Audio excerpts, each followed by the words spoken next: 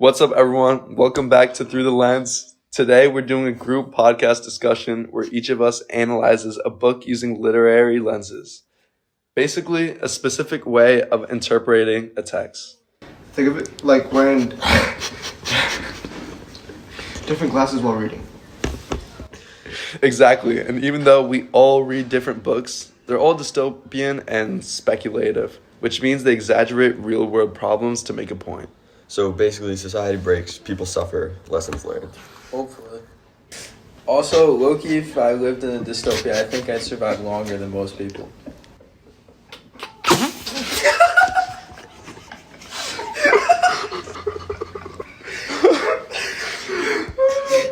Thanks, Luke. As we go on, we'll explain our lenses, connect them to characters and events, and ask discussion questions so this stays conversational. Alright, so I read The Giver by Lewis Lowery. I'm looking through a psychological lens and a social class lens. So The Giver is usually seen as a simple book, but through a psychological lens, it's actually disturbing. A psychological lens focuses on how characters think, feel, and develop mentally. In this society, emotions are chemically suppressed. People take pills to eliminate feelings like love, desire, or anger. That already sounds unhealthy. Exactly. Jonas's psychological growth is the entire story. When he receives memories from the giver, like war, love, and family, he realizes that pain and happiness are connected. The community avoids suffering, but the coast is emotional emptiness. Honestly, I think I'd be fine without emotions. Like, imagine no stress.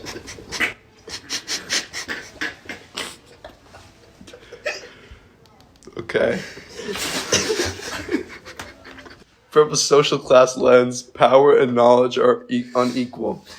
The elders, the giver, hold all memories, while everyone else lives in ignorance. Jonas's role gives him access to information that literally separates him from the rest of society. Knowledge equals privilege. Right. The book suggests that controlling information is one of the strongest ways to control people. All right, for a discussion question, is it ethical to sacrifice emotional depth for safety and order? Honestly, I think it doesn't. Emotional depth is what makes us who we are. It makes us unique as individual people. We take that away from the people. Are we really people? At that point, we're just AI bots that are being ran by our government. I don't think it's better for just safety and order. I think it ruins the people. Exactly, Tyler. Couldn't agree more at that. If we don't have emotions, we're all robots. Exactly. Yeah, what Jake said. But then there's no safety in our societies. The world's just in chaos. Everyone's doing their own thing. There's no structure, there's no order. Sometimes you don't need order to have a great society. Okay. Great takeaway, Tyler. Great takeaway, thank you. All right, Kevin will lead on from here. All right. So I did the Hunger Games through a social class and cultural lens. My lenses are social class and cultural. All right. A social class lens looks at how wealth and power are distributed, while a cultural lens looks at shared beliefs and entertainment. In Panem, the district lives in poverty, especially District 12, while in the capital lives in luxury. Candace, hunting illegally to feed her family, shows how the system forces people into survival mode. And the capital never sees that side. Exactly. Culturally, the Hunger Games are normalized as entertainment. Kids dying is treated like a TV show. Candace and Peter are styled, interviewed, and forced to perform emotions for viewers. Not gonna lie though, the capital fashion kind of eats. It's disturbing how fake it all is. That performance culture dehumanizes the tributes. Candace's rebellion, especially with the berries, disrupts both the class system and the culture of obedience. All right, for a discussion question, we got: can entertainment be used as a weapon of control? Yes, it can. If you're over here just trying to entertain the overall population, you could control a small group of people, and that could ruin their lives. When we think about it, we can't just think of the overall population. We got to think of the minuscule groups. We want to make sure that everybody is happy in where they are in life and not put their lives in fear through this kind of situation. All right, I think you're looking at it from a different lens than I am, because I'm thinking back, like, entertainment. What something that's funny is like you can laugh at people and it's pretty easy. And you can use it as a weapon, like gestures. You just laugh at them at their own, like, disregard. You don't really care about them, which goes way back. But So I guess in some way, But think about how they use them in this book. They talk about getting groups of people together to make them fight to the death to entertain the people. That could ruin that small group of people right there. you're right. Hey, Luke, what do you got to say about this? I mean, I think it's like sports today. Like, you think about how much like money people like throw around for like sports betting and stuff. Like, they're being controlled by entertainment. That's a great take. Okay. All right, right. moving on to Jake. All right, so the book I read was The Son of Neptune, part of the Percy Jackson series. The lens I looked at it through is an archetypal and psychological lens. So the archetypal lens looks at universal character roles like the hero, mentor, or journeyer. Percy fits that hero role perfectly, but with a little bit of a twist in this book. He starts the book with no memory. Psychologically, that's creating an identity crisis for himself. Percy doesn't know his past, but his instincts protecting others, fighting injustice remain. So like muscle memory, but for no morals or for morals.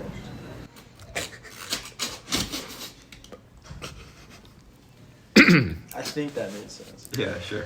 Yeah, so anyways, his journey is less about defeating monsters and more about self-discovery. That reinforces the idea that who you are is deeper than memory. So our discussion question for this one is identity shaped by more memory or by actions? I feel like through our memory, it can shape us into not recreating actions that we had already done in the past by the outcomes that I've done and have been through that. Our actions, though, do make the most change because it's something that you do in the moment, and that's what changes you and how you create the memories on how you act in the future. But Yeah. I think our actions are made from our memories. We do things that we've seen before. I would like in the middle ground. Like I think memory creates your own identity for yourself, but your actions, what other people feel or like see you do. So that can create your identity for the other people and surrounding. So I think it's a mixture of both. Yeah, definitely. I think that's a really good argument in the world nowadays. So thanks for everyone's opinions. All right, moving on. We have Tyler with The Loop. So I read the book The Loop by Ben Oliver. I looked through it from a deconstruction and psychological lens. Deconstruction lens challenges the idea that the systems claiming to be good actually are. In The Loop, the justice system claims to protect society by isolating dangerous individuals, but Luca is treated like a problem to be contained, not a person. There's no empathy at all. I mean, what if he deserved it though?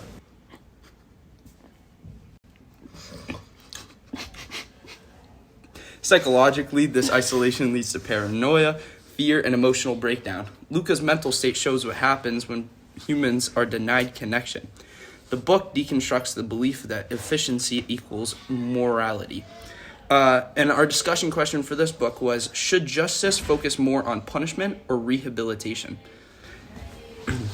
I definitely think rehabilitation for this one. I'm going to have to say, like, just punishing someone for doing something bad, that's not going to change them. They're going to remember that punishment, and next time they do something bad, they're just going to remember, like, this is why I'm doing it, because you guys hurt me or something like that. Versus if you rehabilitate them, you're trying to change their actual minds and how they think and how they work to change the actions that they're going to do next time. Yeah, I agree. I feel like rehabilitation is a good thing to a certain extent. You can't push it too far where you're completely changing the person and who they are, because everyone does make mistakes and that kind of stuff. I understand that.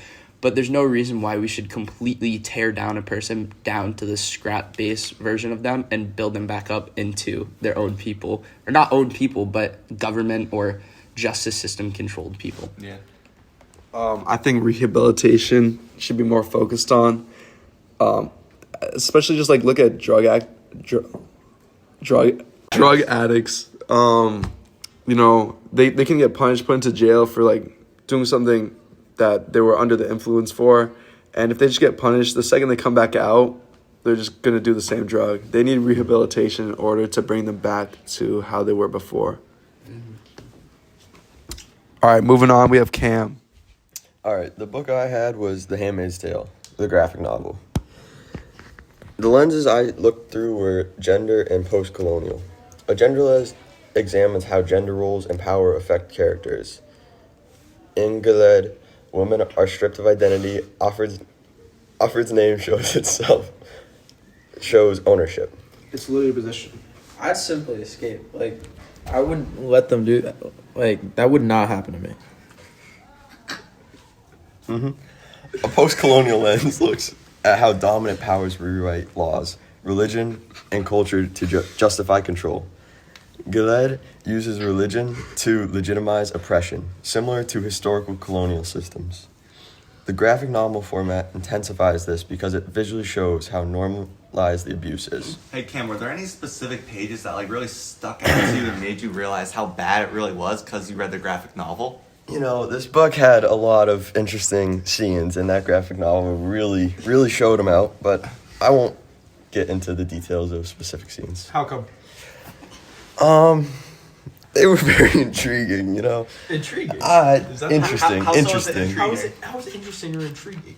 The color aspects of the book really emphasized the emotions and What emotions were feeling. felt during this book, do you think? a lot of pain, suffering. A lot of pain and suffering. Yes. And in what way? Like, what was your favorite moment in the Yeah. graphically speaking? What really stood out in page to page? What really hammered through that point of the pain for you in the book? As soon as there was a lot of scenes where there were people hanging, and it showed the colors that represent. So you're laughing at people hanging? What's funny about that? Not It really seemed like this book was a mouthful. a mouthful.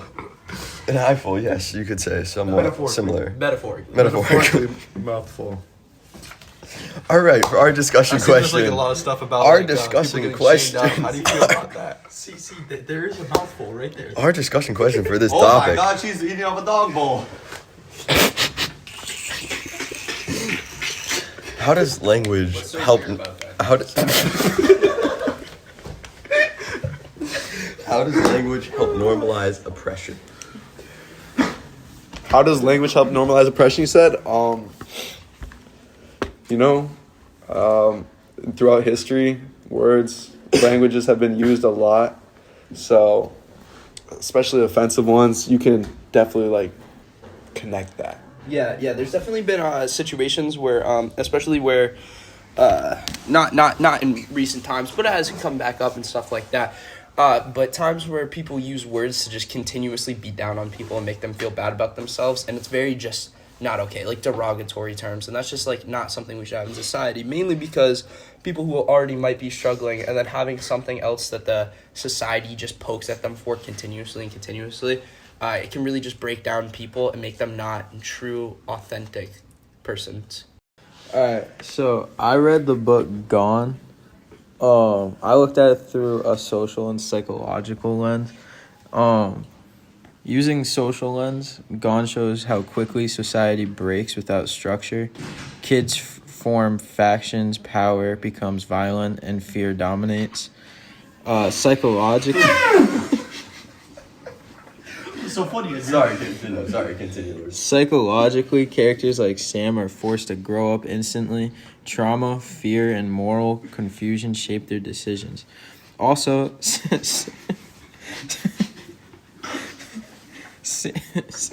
Sam low-key genuinely reminds me if I was in that situation. No guidance, no limits. Exactly. The book argues that society survives because of responsibility. All right, for our discussion question, are humans naturally cooperative or does society force cooperation? I feel like we're naturally cooperative, mainly because that's just how we have to live. Really think back to like Adam and Eve. It kind of just like we have to work together as people to make something happen. You know, that's how things work. Overall, I feel like society pushes it a little bit more, forces people to be collectively together. I feel like we're naturally there, but I do agree that society does push a little more than it needs to be. Yeah, definitely. I think Luke is a great example of this because when we're doing our work in English class, Luke is always there helping us do it. You know, we ask him to do part of an assignment for us. He's right there doing it. So shout out Luke. It's my pleasure, dude. All right, what connects all these books is that dystopias don't fail because of chaos. They fail because empathy disappears. And power becomes more important than people. And because people wouldn't listen to my fantastic takes, which I don't know why, because they all slayed. Which is unsettlingly realistic. All right, thanks for listening to Through the Lens. Keep asking questions, keep reading critically, and we'll see you next time.